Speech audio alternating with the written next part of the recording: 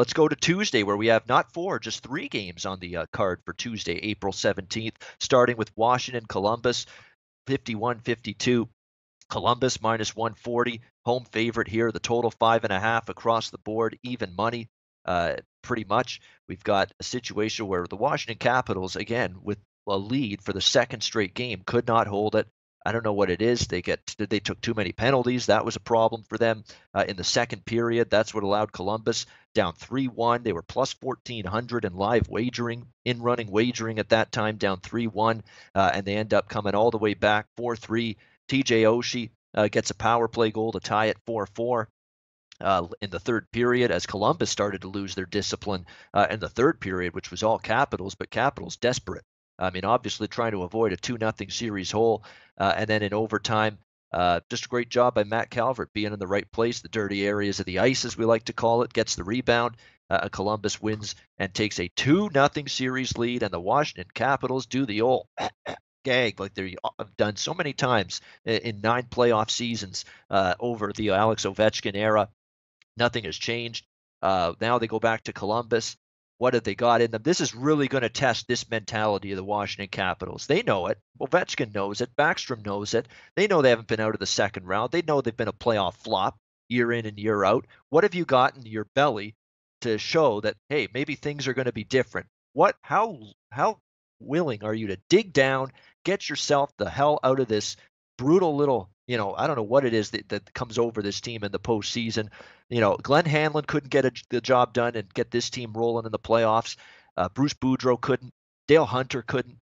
And now Barry Trotz is having similar problems. It's not a coaching thing. It is just this internal core is not humping up at the time they need to. And that's at springtime, playoff time. Just make that extra play, win that extra 50-50 battle, kill that extra penalty, score that extra goal, get that extra save. They're not getting that, Washington. It's year after year after year. Now they're up against it, down 2-0 going back to Columbus. Columbus, I like them plus price on the road. I don't love laying -140 with Columbus at home. So I'm not involved from a side perspective. Totals-wise, I've been loving riding overs in this series, and I have the first 2 games. Not sure about coming back with it today, but again, we're seeing 5.5. Where's the adjustment here?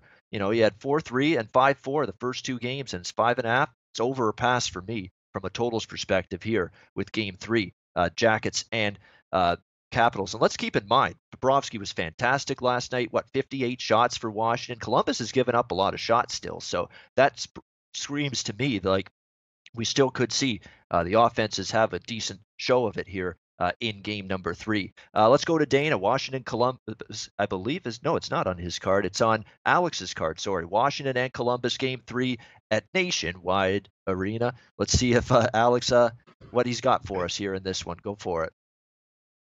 Yeah, I'm looking at the over here in this series. Obviously, more than likely, we're going to be seeing Braden Holtby starting for Game 3. We saw him come in relief of Grubauer. And this is the one thing I said I was worried about with Washington heading into this series, is that with them looking to start Grubauer, should he falter early, trying to gauge and see where the confidence level is for Braden Holtby. He looked sharp in the time that he played. Obviously, he gave up the goal in overtime, but he looked fairly decent. But now you have this issue of, okay, should they go back to Grubauer? Should they stay with Holtby?